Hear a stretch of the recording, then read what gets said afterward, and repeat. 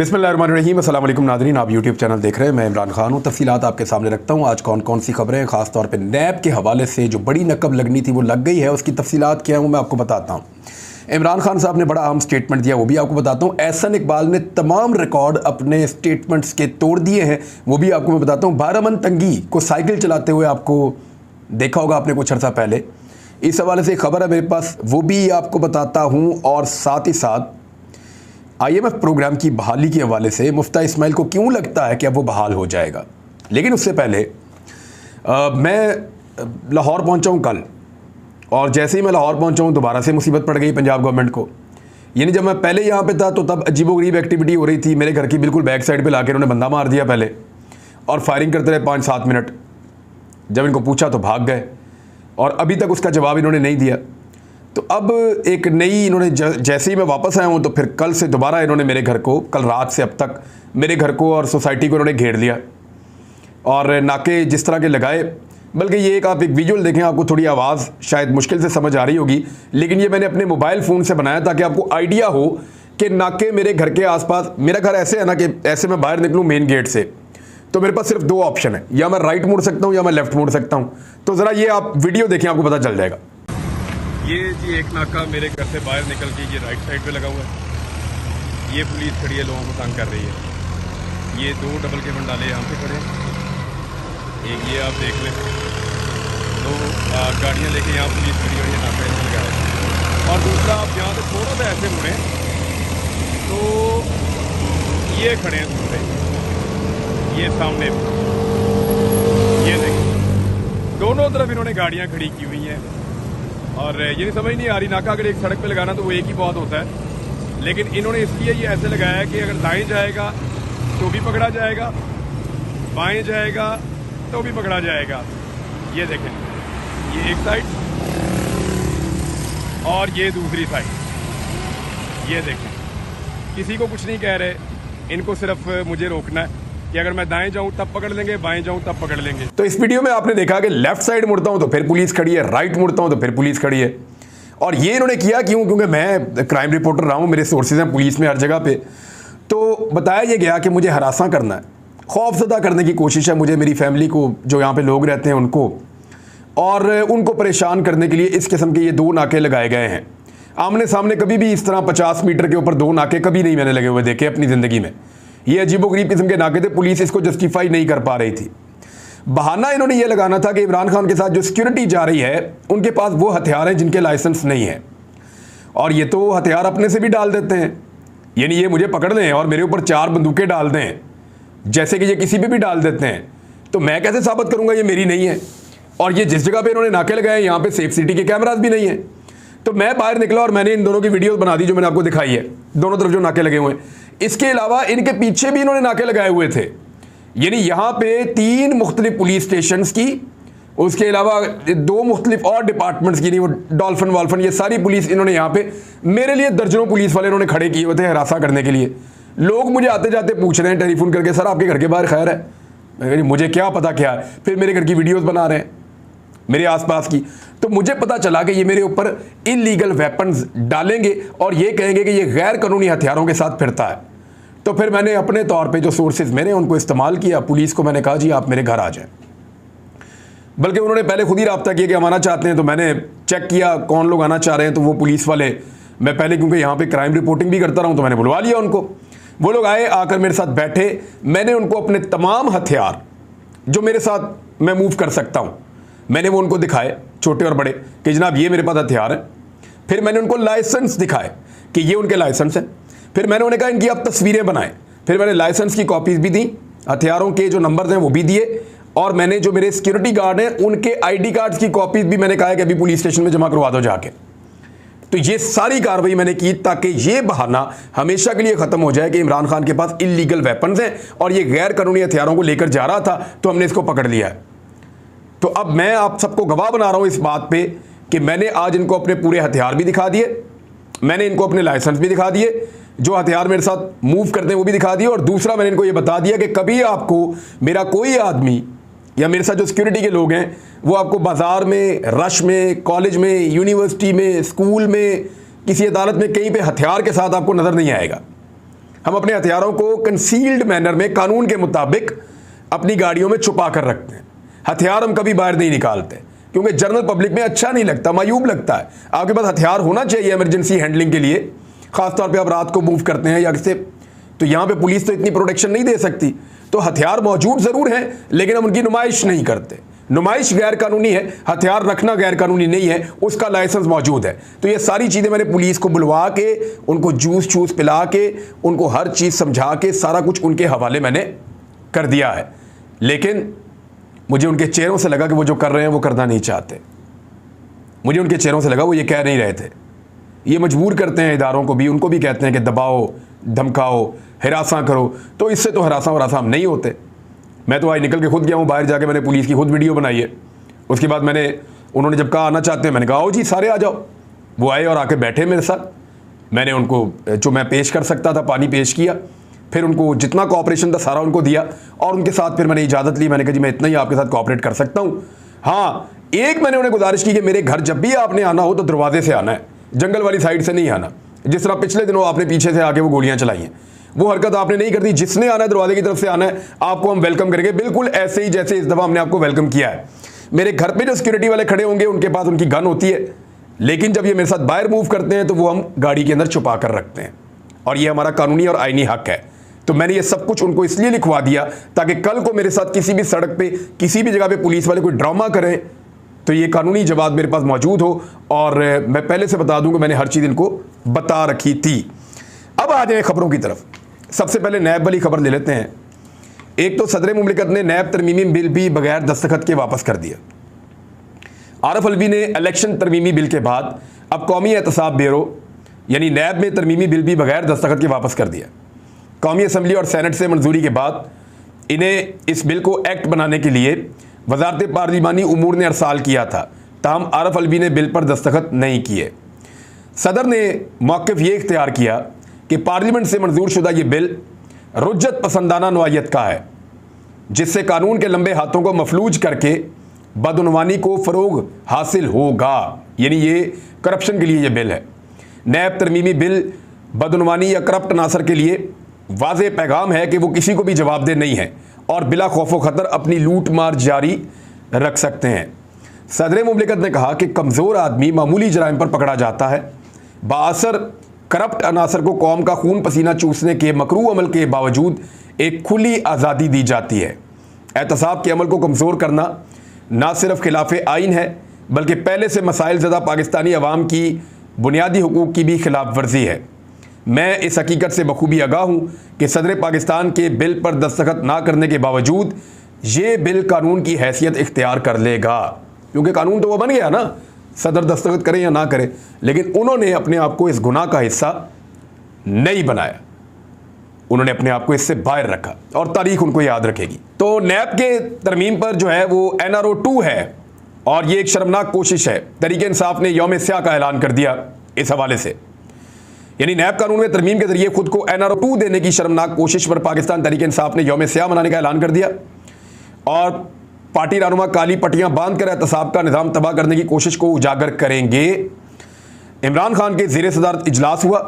Imported हुकूमत की तरामीम से निज़ाम एहतसाब को दफन करने की कोशिशों पर एक ब्रीफिंग दी गई और इस पर इमरान खान साहब ने और उनके तर्जुमानों को उन्होंने हदायत की कि इस सारे मामले को उठाया जाए और बताया जाए किस तरीके से NRO 2 मुकम्मल हुआ है। पहले NRO 1 हुआ था परवेज़ मुशर्रफ के दौर में, अब NRO 2 हो गया है। बड़े चोरों ने नैब का कानून बदलकर 1200 अरब रुपए पाकिस्तानी कौम के हजम करने की एक कोशिश की है और उन्होंने कहा कि बड़े चोरों की लूट मार की आज़ादी तीसरी दुनिया में गुर्बत की एक बड़ी वजह है। थर्ड वर्ल्ड कंट्रीज़ में गुर्बत की एक बड़ी वजह यह है कि लोग लूट मार करते हैं। 26 साल बड़े चोरों को कानून के ताबे और निज़ाम एहतसाब की मजबूती के लिए मैंने जद्दोजहद की है और एक तरफ मुल्क नहीं संभल रहा, दूसरी तरफ चोरों को माफ़ी दी जा रही है। इस करप्ट सफाक गिरोह ने पाकिस्तान की अखलाकियात को तबाह कर दिया है। इक़्तिदार में आकर इदारे तबाह करके अपनी लूट मार को बचाना इन्होंने कल्चर बना दिया है। इमरान खान साहब ने जो ट्वीट किए वो मैं आपके सामने रख देता हूँ कि आज पाकिस्तान की तारीख का स्याह दिन है। मुजरिमों को इम्पोर्टेड सरकार के तरमीम शुदा नैब कानून ने एहतसाब को ही दफन कर दिया है। इस मुजरिम माफिया को NRO 2 मिलेगा और नैब के ज़ेर तफ्तीश 1200 अरब में से 1100 अरब मालियत के मुकदमात तो बिल्कुल ख़त्म हो गए, नैब के दायरा कार से ही निकल गए। यानी जो 1200 अरब रुपया नैब ने वसूल करना था उसमें से 1100 अरब रुपया तो उसके दायरा कार से ही निकल गया है। तारीख पाकिस्तान के खिलाफ इस साजिश के मनसूबा साजों और इसे कामयाब बनाने वालों को कभी फरामोश नहीं करेगी और ना ही कभी माफ़ करेगी। हुकूमत की तब्दीली की अमरीकी साजिश के ज़रिए महज मुजरिमों के इस टोले को एक और NRO देने के लिए पाकिस्तान की पूरी मईशत और सियासी निज़ाम को पटरी से उतार दिया गया। नून लीग का खुर्रम दस्तगीर इसकी तस्दीक कर चुका है।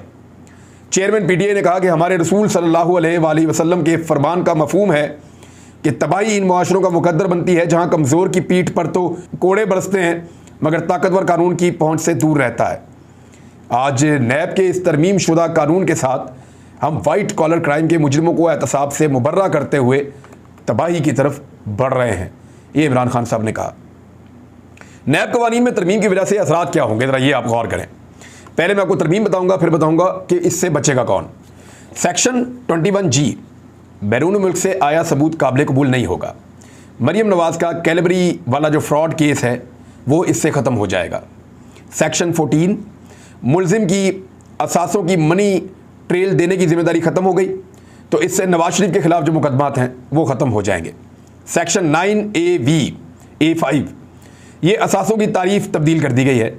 शहबाज शरीफ और जरदारी के जो जाली TT बैंक अकाउंट्स हैं उनके केसेस ख़त्म हो जाएंगे।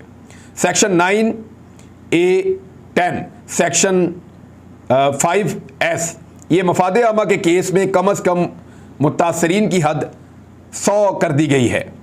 यानी ख्वाजा साद रफ़ीक के ख़िलाफ़ जो केस है वो ख़त्म हो जाएगा क्योंकि उसमें 76 मुतासरीन हैं। उन्होंने कहा मुतासरीन 100 होंगे, 100 बंदे मुतासर होंगे तो हम नैब में केस बनाएंगे वरना नहीं बनाएंगे। तो ख्वाजा साद रफ़ीक के 76 मुतासरीन हैं वो इसमें से निकल गए। सेक्शन 4, रेगुलेटर्स और ब्यूरोक्रेसी के बददियानत फ़ैसलों को मुकम्मल तहफ़्फ़ुज़, राजा परवेज़ अशरफ और शाहिद खाकान अब्बासी के केसेस भी इससे ख़त्म हो जाएंगे। सेक्शन 23, मुलजिम दौरान तफ्तीश अपने असासाजात को फ़रोख्त कर सकता है और इसका जो असर होगा वो ये होगा कि थर्ड पार्टी इंटरेस्ट की वजह से तफ्तीश और असासे की बाजियाबी तकरीबन नामुमकिन हो जाएगी, आप पैसे रिकवर नहीं कर सकेंगे। सेक्शन 23, चेयरमैन नैब किसी जगह को पुलिस स्टेशन या जेल डिक्लेयर नहीं कर सकता। जो गवाहों को अब तहफ़्फ़ुज़ देते थे वो भी ख़त्म हो जाएगा। सेक्शन 5U, सरकारी अहदेदारों के साथ मिलकर करप्शन करने वाले आम शहरियों का नाम मुकदमात से खारिज। बहुत सारे ऐसे लोग जिन्होंने सरकारी अफसरान के साथ मिलकर बहुत बला की करप्शन की और बहुत पैसा बनाया है, ऐसे करप्ट लोगों के जो फ्रंट मैन हैं और जो एजेंट्स हैं, ख़ास तौर पे फ्रंट मैन, उन सबको तहफ़्फ़ुज़ हासिल हो जाएगा, उनकी हौसला अफजाई होगी। सेक्शन 5E, बेनामीदार की तारीफ बदल दी गई है। करप्ट अफराद अब अपने बीवी बच्चों और करीबी रिश्तेदारों के नाम पर जायदादें बना सकते हैं। नैब को सदर के बजाय वजारत दाखिला के मातहत कर दिया गया है। नैब की खुद मुख्तारी ख़त्म। अब जो वज़ीर दाखिला जैसे FIA को कंट्रोल करता है वैसे ही वो नैब को भी कंट्रोल करेगा। तो ये इन्होंने कार्रवाई नैब के अंदर डाल दी है। एहसन इकबाल का स्टेटमेंट आप ज़रूर सुने, बड़ा दिलचस्प स्टेटमेंट है और उस स्टेटमेंट के ऊपर बड़ी लेदे हो रही है। एहसन इकबाल साहब का फरमाना है कि दुनिया में कई ममालिक ऐसे हैं जिन्होंने हमारे जितनी करप्शन करके तरक्की की है। यानी ये लोग, इससे पहले हमजा शहबाज ने भी यही कहा था, कुछ और लोग भी ये कहते रहते हैं, ये लोग हर हाल में ये साबित करना चाहते हैं कि करप्शन बुरी चीज़ नहीं है। यानी अब इनको ये पता चल गया है कि कौम ये जान चुकी है कि पीपल्स पार्टी PMLN ये करप्ट जमातें हैं, इनकी क़यादत ने करप्शन की हुई है। तो इन दोनों जमातों को इस बात का पता चल गया है कि आम पाकिस्तानी अब ये जान चुका है कि नून लीग की क़यादत और पीपल्स पार्टी की क़यादत, इन्होंने करप्शन की हुई है, ये करप्ट पॉलिटिकल पार्टीज़ हैं। तो ऐसे में बजाय ये कि लोगों को ये साबित करें कि हम करप्ट नहीं हैं, वो तो ये कर ही नहीं सकते। इन्होंने अब कवानीन तक तब्दील कर दिए हैं। तो अब एक नया पैंतरा इन्होंने ढूंढा है जिस पे एहसन इकबाल साहब ने एक स्टेटमेंट दिया है कि लोगों को इस पे कायल करते हैं कि यार करप्शन तो होती है, अगर हमने कर दी तो क्या बात है, कुछ फ़र्क नहीं पड़ता इससे, करप्ट होना कोई बुरी बात नहीं है और करप्शन के साथ भी मुल्क तरक्की कर सकता है, आगे बढ़ सकता है। तो आप हमें करप्ट होने के बावजूद तस्लीम करें, आप हमें करप्ट होने के बावजूद हमें मौका दें कि हम आपकी इस मुल्क में खिदमत कर सकें, अपनी भी खिदमत करें, आपकी भी करें। ये वही नैरेटिव है जो PMLN के लोग कहते थे कि नवाज शरीफ खाता है तो लगाता भी तो है ना। मैंने जब पहली दफ़ा ये इंटरव्यू किया ना, ये मैं अंदरून शहर में था, हमजा शहबाज के हलके में। तो वहाँ मैंने पहली दफ़ा मैंने ये जुमला वहाँ सुना। मैंने माइक किया एक बंदे के आगे, उसने कहा जी मियाँ खांदा है तो लांदा भी तो है ना, अगर वो 2 रुपये खांदा है तो 1 रुपया लांदा भी तो है ना। ये जुमला सुन के मेरे रोंगटे खड़े हो गए थे, लोग इस लेवल तक कैसे सोच सकते हैं। तो इस तरह के पॉलिटिकल लीडर जो हैं वो लोगों के दिमागों में इस तरह की चीज़ें डालते हैं ताकि उनकी सोच बदली जा सके। तो ये सोच बदलने का एक प्लान है। बाराबंकी दंगी की एक आपको याद होगी वो वीडियो, जिसमें वो बेचारा साइकिल के ऊपर आ रहा है, साइकिल चलानी भी नहीं आती, एक बंदा साथ पकड़ पकड़ के ला रहा है। वो देखा जी पेट्रोल क्योंकि 150 रुपये का हो गया तो मैं अब साइकिल पे ही आऊँगा। लेकिन अब बाराबंकी दंगी जो है वो गाड़ी पे आ रहे हैं और पेट्रोल जो है वो इस वक्त 234 का है, मज़ीद महंगा होने वाला है। डीजल जो है वो लगभग 350 का है, इससे भी ज़्यादा का, इसके आसपास का। तो अब बाराबंकी दंगी साइकिल पे नहीं आ रहा। तो ये पॉलिटिकल गिमिक्स इन्होंने उस दौर में बहुत किए थे। अभी ये खबर है, द न्यूज़ ने, जंग अखबार ने जो है वो एतराफ़ किया है कि इमरान खान के खिलाफ उन्होंने झूठी खबर छापी है। खबर क्या छापी थी इन्होंने? ये द न्यूज़ के रिपोर्टर कासिम अब्बासी ने 19 जून को, एक्चुअली ये जाहिद गशकोरी की खबर थी जो उन्होंने दी थी, समा टीवी में है, वो इन्वेस्टिगेशन रिपोर्टिंग करते हैं, बड़े अच्छे जर्नलिस्ट हैं। उन्होंने कुछ बड़ी अच्छी खबरें भी उन्होंने दी है, बाज़ औक़ात हो जाती है इधर उधर, सबसे होती हैं खबरें, लेकिन उन्होंने ये खबर दी थी लगभग 1 महीना पहले। तो इसको जियो और जंग ने छापा एक प्रोपेगेंडा के तहत। तो कासिम अब्बासी उनका रिपोर्टर है। 19 जून को उन्होंने खबर शाया की कि इमरान खान ने अपनी शरीक हयात या अपनी अहलिया के 4 मलकियती कंपनियों को ज़ाहिर करने में वो नाकाम रहे हैं। यानी उन्होंने जो अपने असासे ज़ाहिर किए उसमें अपनी बीवी के 4 जो उनकी मलकियती कंपनियां हैं उनके बारे में नहीं बताया। इमरान खान साहब की जो वाइफ हैं उनका नाम है बुशरा बीबी, और जो फ़रा खान की वालदा हैं उनका नाम है बुशरा खान। अब इनको पता नहीं, अंग्रेज़ी के अंदर वो पढ़ा नहीं गया, इनको समझ नहीं आई। तो द न्यूज़ ने और जंग ग्रुप ने जो है वो ये झूठी खबर छाप दी। बहुत सारे मीडिया ने इसको उठाया, बड़ा रोला डाला कि इमरान खान साहब नहीं कर रहे। तो उन्होंने आज माफ़ी लिखी है, और माफ़ी जो है वो एक अंदरूनी सफ़े के ऊपर छुप छुपा के अंदर की उन्होंने माफ़ी मांगी है। तो ये एक फ़ेक न्यूज़ दी थी, और फेक न्यूज़ जो है वो अब साबित हो चुकी है, और उसके ऊपर अब जियो और जंग ने माफ़ी मांगी है अंदरूनी सफ़े के अंदर। तो अगर ये माफ़ी रियली में इनको मांगनी पड़े तो ये रोज़ाना माफ़ियाँ मांगे, जितनी इन्होंने झूठी और गलत खबरें इमरान खान के खिलाफ, या वैसे ही पाकिस्तान के अंदर इवन बहुत सारे और हलकों के खिलाफ भी इन्होंने बड़ी झूठी खबरें इन्होंने दी हैं। अमेरिका ने जो उम्मीद दिलाई है मिफ्ता इस्माइल को, उसकी बुनियाद के ऊपर वो ये कह रहे हैं कि 1-2 दिन के अंदर IMF का प्रोग्राम बहाल हो जाएगा और उसके बाद हमें पैसे मिलना शुरू हो जाएंगे। बाकी मुल्कों से भी कहीं ना कहीं थोड़े बहुत मिल जाएंगे, लेकिन अभी तक चीज़ें क्लियर नहीं हैं। अगर IMF का प्रोग्राम बहाल होता है तो याद रखिएगा, अमेरिका की मर्ज़ी से अगर बहाल हुआ तो पाकिस्तान की आज़ादी और ख़ुद मुख्तारी के ऊपर सौदा करना पड़ेगा। ये वार्निंग इमरान खान साहब ने दी है। अब तक ले इतना ही, अपना ख्याल रखिएगा, अपने इस चैनल का भी। अल्लाह हाफ़िज़।